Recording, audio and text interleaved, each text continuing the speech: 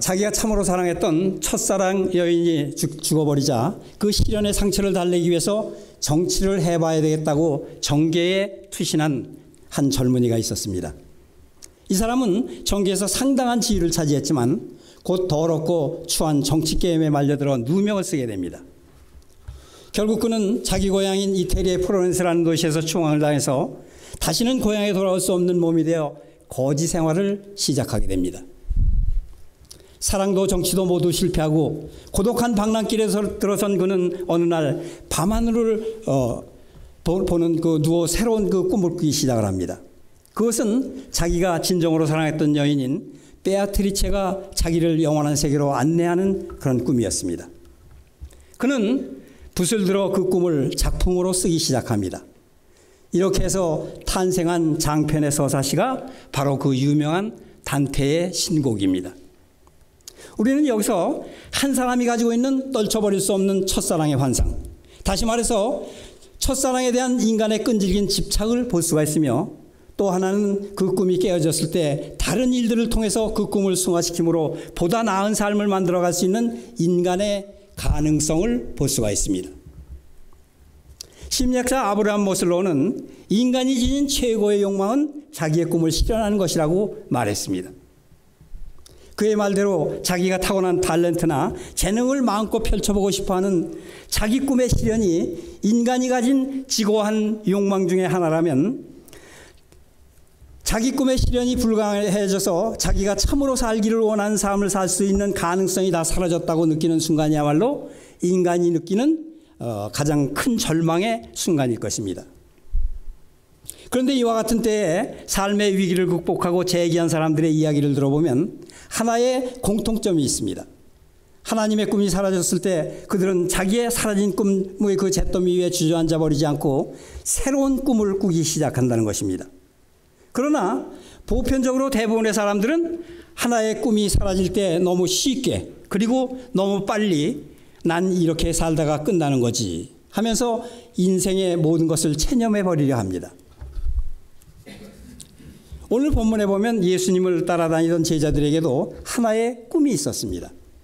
그것은 자기들의 조국인 이스라엘이 로마의 압제로부터 벗어나 해방되는 꿈이었습니다. 그 당시 로마 제국 아래서 짓밟히고 신음하고 있었던 유대민족에게 이보다 더 진실한 절실한 꿈은 없었습니다. 이때에 팔레스틴 땅에 어떤 젊은 예언자 나사렛 예수가 등장을 했고, 팔레스틴의 그 민중들은 그분에게 정치적 메시아의 기대를 걸었습니다. 저 예수라면, 하늘나라의 메시지를 전달하고 이적과 권능을 나타내는 저분이라면, 물고기 2마리와 보리떡 5개를 가지고 5,000명을 먹여도 12광지가 남도록 하신 분이라면 능히 우리 민족을 로마의 압제로부터 해방시킬 수 있을 것이다. 이것이 그들의 꿈이었습니다. 여러분은 예수님의 제자들이 대다수가 어부였었지만은 당시에 소위 독립운동 출신이라는 사실을 알고 계셨습니까? 이들은 예수님을 통해서 민족 부활 혹은 민족 회복의 꿈을 실현시키고자 했던 것입니다. 아니, 한 걸음 더 나아가서 민족이 회복되는 날, 그날, 그리고 그 예수님의 왕이 돼서 그 땅을 새롭게 다스리는 그날, 나도 예수님의 우편에 앉아서 한 자리를 해먹겠다는 개인적인 야망도 가지고 있는 사람들이었습니다. 마가복음 10장에 보면은 예수님의 통치가 이 땅에 실현되는 그날, 예수 그리스도가 왕이 되어 새로운 질서의 그 세계가 시작된다면, 선생님, 그 우편 자리는 저에게 주십시오. 아니, 좌편 자리는 저에게 주십시오 하면서 어머니까지 동원해서 그 자리는 꼭 우리 아들에게 주셔야 합니다라고 치맛바람까지 동원했던 것을 볼 수가 있죠. 한국의 치맛바람의 원조가 성경에 나오는 인물이라는 사실을 알고 계셨습니까? 그게 누구죠? 미세스 세베대. 네. 이들은 예수님을 통해서 민족 해방의 꿈만이 아니라 자기 자신의 개인적 야망까지도 실현해보려는 욕심을 갖고 있었던 것입니다. 그런데 그 정치적 메시아가 어느 날 허무하게 십자가에서 죽어버리고 맙니다. 예수께서 죽으신 날은 제자들에게 있어서 그들의 꿈이 사라진 날이었습니다. 그들은 삼삼오오 짝을 지어서 옛날의 고향으로 흩어져 갑니다. 그들은 모든 것이 끝났다고 생각하면서 엠마오로 가는 두 제자처럼 저마다 허무한 발걸음을 옮기고 있었습니다. 그런데 이 흩어진 제자들 사이에서 한 가지 이상한 소문이 퍼지기 시작을 했습니다. 그것은 예수께서 다시 사셨다는 소문입니다. 그리고 한 제자 한 제자가 다시 살아나신 주님을 만나는 신기한 체험을 하기 시작을 합니다. 고향으로 흩어졌던 제자들은 다시 예루살렘으로 모이기 시작했고 예수 그리스도를 위해서 생명을 바치겠다며 다시 일어나서 그분을 따르기 시작을 했습니다. 그리스도의 죽음이 제자들에게 있어서 꿈의 소멸이었다면 그분의 부활은 제자들에게 새로운 꿈을 꾸게 하는 꿈의 부활이었던 것입니다. 예수님께서 부활하셨을 때 제자들에게는 정말로 궁금한 점이 하나가 있었습니다. 그것이 바로 오늘 본문 6절이죠. 우리 사도행전 1장 6절 다 같이 읽어볼까요? 자, 1장 6절 시작.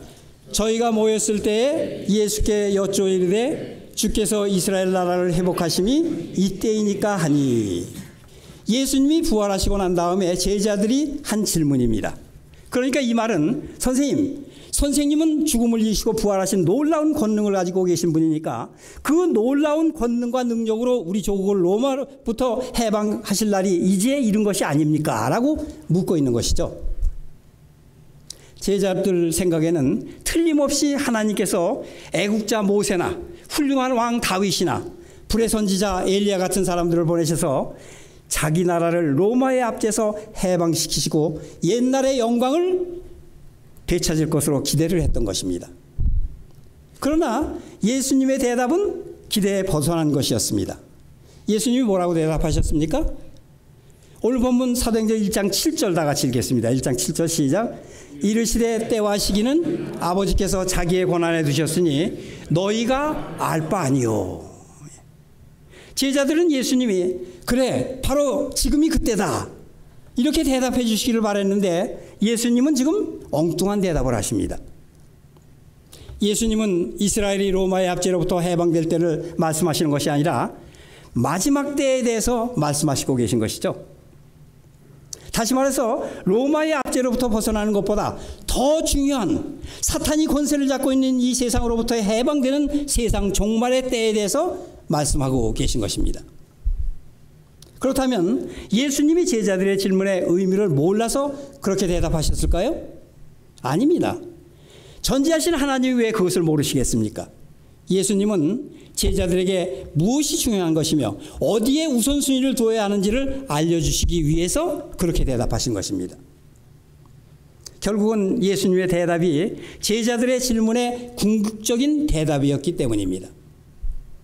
왜냐하면 예수님은 이스라엘을 로마의 압제로부터 해방시키기 위해서 오신 분이 아니고 이 세상의 모든 사람들, 그중에는 이스라엘 민족들도 포함되어 있습니다. 이 세상의 모든 사람들을 사탄의 권세로부터 해방시키기 위해서 오신 분이기 때문입니다. 그러므로 이스라엘의 궁극적인 회복은 로마의 압제로부터 해방되는 때가 아니고 사탄이 더 이상 이 세상에서 권세를 부릴 수 없는 이 세상 마지막 날 종말의 때이기 때문입니다. 예수님의 꿈은 제자들의 꿈과 달랐습니다.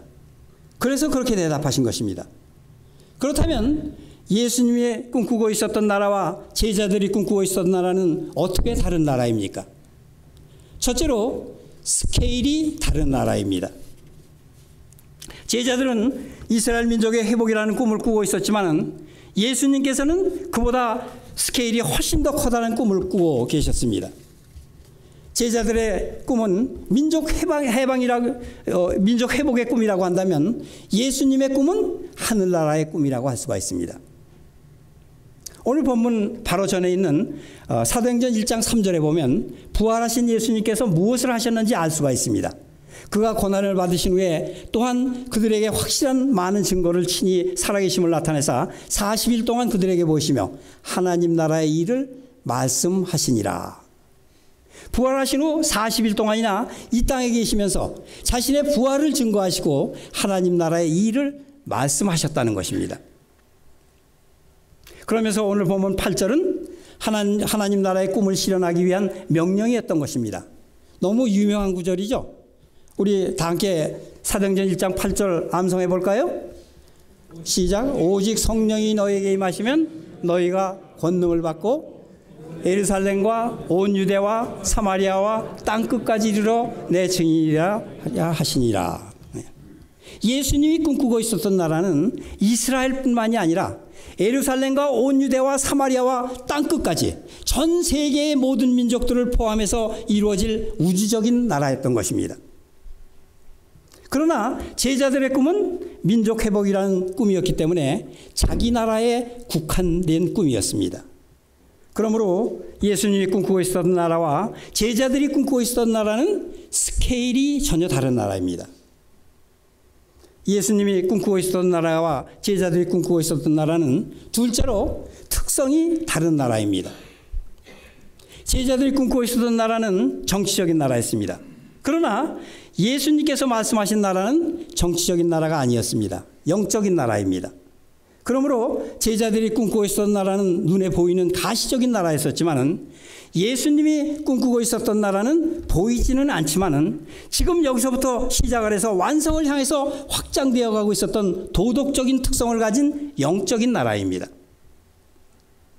제자들이 꿈꾸고 있었던 나라는 지상에서 살아가는 동안 필요했던 순간적인 그 나라였지만은 예수님이 꿈꾸고 말씀하셨던 나라는 영원한 나라였습니다. 제자들이 꿈꾸고 있었던 나라는 이 세상에서 탐하고 있었던 그런 개인적인 축복만을 약속하는 나라였습니다.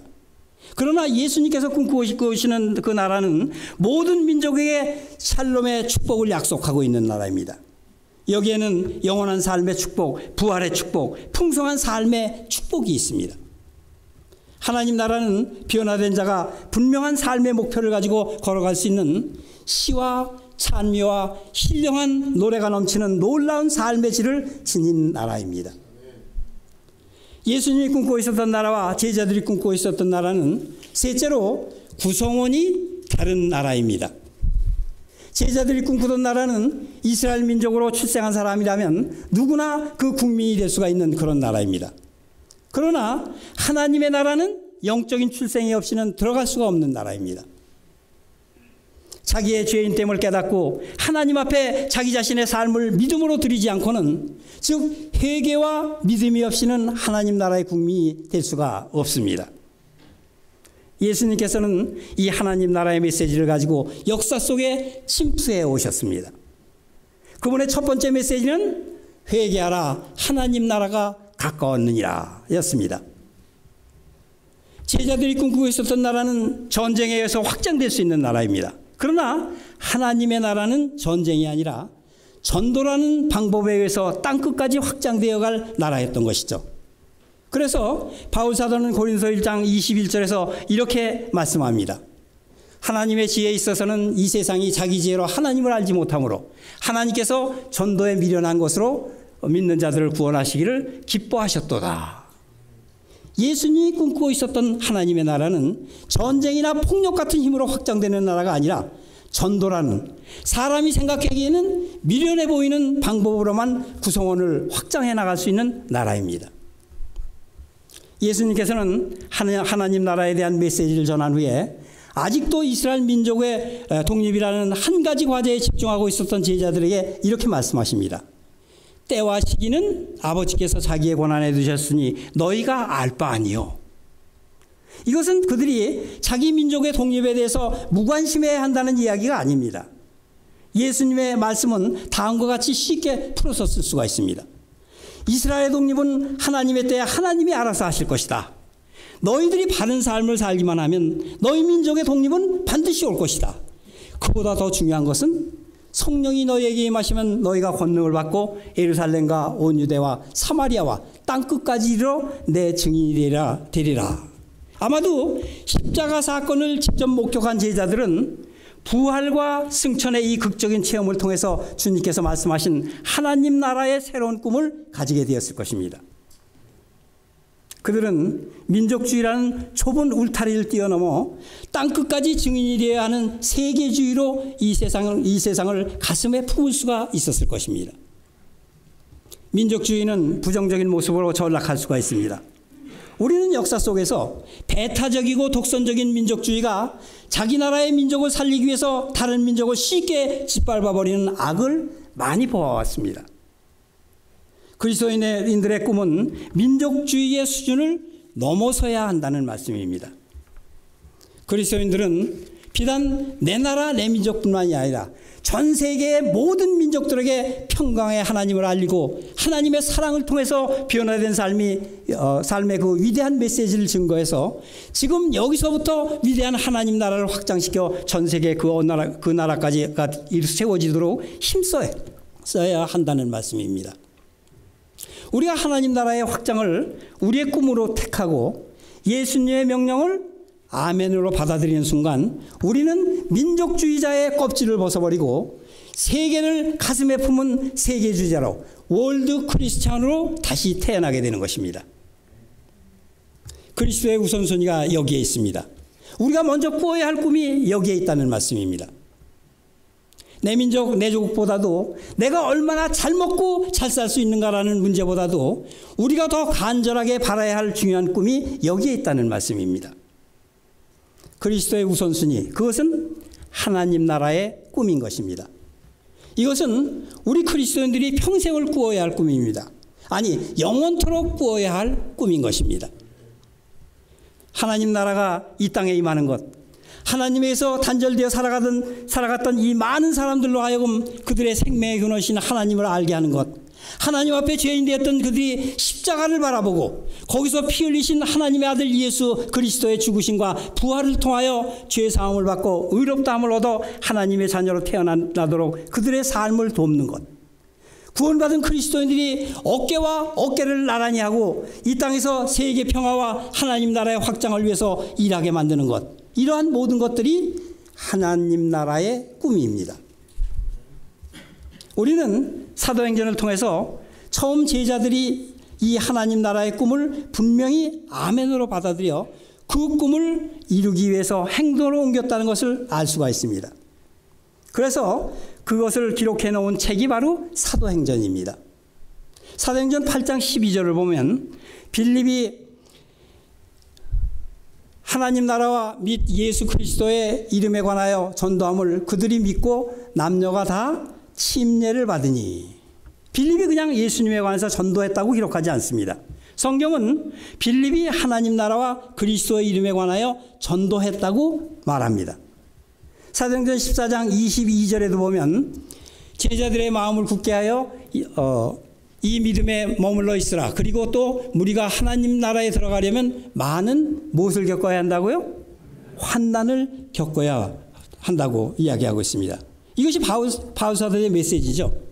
그들이 많은 환난을 겪으면서도 그것들을 극복하고 앞으로 전진할 수 있었던 비밀이 무엇일까요? 그것은 바로 하나님 나라에 대한 찬란한 꿈 때문입니다. 하나님 나라에 들어가면 많은 환난을 겪어야 할 것이라고, 그래서 예수님께서도 요한복음 16장 33절에서 세상에서 너희가 환난을 당하나 담대하라, 내가 세상을 이겼노라 라고 말씀하고 계신 것이죠. 이것은 오늘날의 얄팍한 기복신앙과는 얼마나 다릅니까? 예수 믿으시오, 그러면 축복받을 것입니다. 그것이 전부가 아니라는 이야기죠. 하나님 나라에 들어가려면 환난도 마땅히 받아야 할 것입니다. 이 환난이 내가 바라보는 하나님 나라의 그 찬란한 꿈을 빼앗아갈 수는 없는 것이죠. 사도행전 20장 25절에 보면 보라, 내가 여러분 중에 왕래하며 하나님의 나라를 전파했으나 이제는 여러분이 다 내 얼굴을 다시 보지 못할 줄 아노라. 그러니까 바울은 하나님 나라를 전파했던 것입니다. 사도행전 28장 23절에도 그들이 날짜를 정하고 그가 유숙하는 집에 많이 오니 바울이 아침부터 저녁까지 강론하여 하나님 나라를 증언하고 모세의 율법과 선지자의 말을 가지고 예수에 대하여 권하더라. 그러니까 사도행전 전체를 꿰뚫는 메시지는 하나님 나라입니다. 예수님의 제자들이 하나님 나라의 꿈을 받아들이기까지는 그들과 예수님 사이에 동상이몽격인 갈등이 오늘 본문처럼 오랫동안 존재했을 것입니다. 제자들은 이스라엘 민족이라는 하나의 꿈에만 집착해 있었습니다.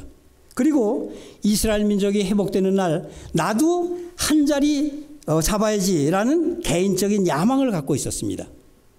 그러나 같은 배에 타고 계셨던 예수님께서는 이들과 다른 꿈을 꾸고 계셨습니다. 그것은 이스라엘 민족뿐만이 아니라 그들을 포함한 이 땅의 모든 열방들이 살아계신 우리 주 예수 그리스도 앞에 무릎을 꿇어 하나님을 아바 아버지라고 부르며 이 거룩한 복음 안에서 변화되는 하나님 나라의 꿈을 꾸고 계셨던 것입니다. 그래서 예수님께서는 이 하나님 나라의 꿈을 제자들에게 이야기해 주셨을 뿐만 아니라 이 꿈을 이루어 달라고 부활 승천하시기 전 유언처럼 제자들에게 부탁하신 것입니다. 주님의 지상명령 마태복음 28장 19절 20절 다 암송하실 수 있죠? 네. 지구촌 아리조나 지구촌에서 이거 암송 못하면 간첩이죠. 그렇죠?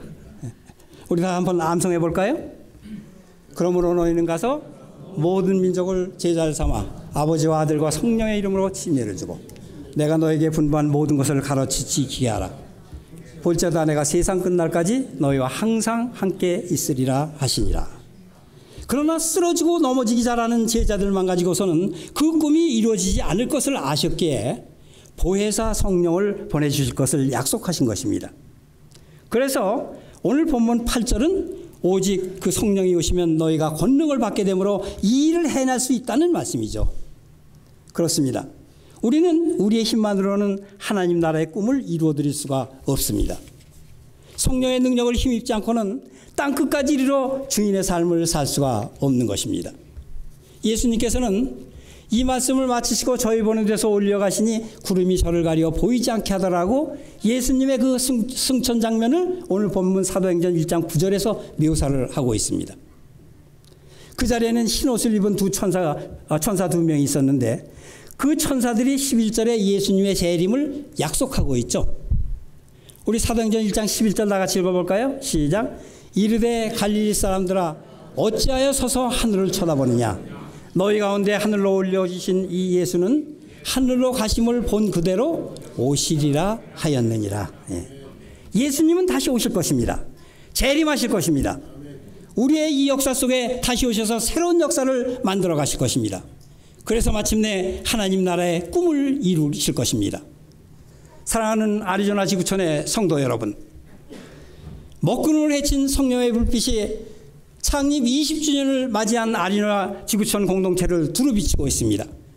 청춘은 왔다 가되 역사는 길이 남으리니 우리 모두 예수님의 복음을 위한 일꾼으로 이 땅에 묻힌 날 우리의 염원인 민족 복음화도 월드 크리스찬의 소망인 세계 복음화도 영원한 반석 위에 굳게 서게 되니 흩어지려는 마음 다시 한번 가다듬고 식어지려는 전도와 선교의 열정을 다시 한번 불러일으켜 경랑하는 파도와도 같이 터질 듯한 가슴 부여안고 앞서간 믿음의 선배들의 피눈물 젖은 발자취 따라 가야만 하는 길, 싸워야만 하는 길, 이 길 따라 한국과 미국과 전 세계와 땅끝까지 이르러 복음을 전하는 지구촌의 모든 성도들이 되시기를 주님의 이름으로 축원합니다. 여러분의 꿈은 무엇입니까? 여러분은 지금 어떤 꿈을 꾸고 계십니까? 왜 교회에 출석하십니까? 여러분은 예수님을 나의 구세주와 주님으로 영접하시고 성령을 받으셨습니까? 성령을 받으셨습니까? 그렇다면 이 그리스도의 우선순위, 하나님 나라의 꿈을 이루는 일에 쓰임받는 우리 모두가 될 수 있기를 예수님의 이름으로 축원합니다. 우리 함께 기도하겠습니다. 아버지 하나님, 오늘은 우리가 사도행전 1장 6절부터 11절의 말씀을 통해서 그리스도인의 우선순위, 하나님 나라의 꿈에 대해서 살펴보았습니다. 하나님 나라의 꿈은 우리 모두가 월드 크리스찬이 되어 하루속히 세계 복음화가 이루어져 하나님 나라가 도래되는 것임을 알았습니다. 오늘은 우리 아리조나 지구촌 교회가 그리스도의 우선순위, 하나님 나라의 꿈을 실현하기 위해서 20년 전에 이 아리조나에 세워진 창립 20주년을 기념하는 주일입니다. 그동안 참 어렵고 힘든 일도 많았지만 세상 끝날까지 함께 해주시는 주님을 의지하며 오늘에 이르렀습니다. 아리조나 지구촌교회가 창립 20주년을 맞이하여 교회가 창립될 때 주셨던 그리스도의 우선순위, 하나님 나라의 꿈을 다시 한번 꾸며 도약하기를 원합니다. 좋은 일꾼들을 많이 보내주셔서 그래서 우리들로 하여금 더 큰 스케일을 가지고 더 높고 더 큰 예수님의 마음을 우리 안에 품고 성령의 능력으로 하나님 나라의 꿈을 이루어 나가는데 크게 쓰임받는 우리 모두가 될 수 있도록 은총을 허락하여 주시옵소서. 예수님의 이름으로 기도합니다. 아멘.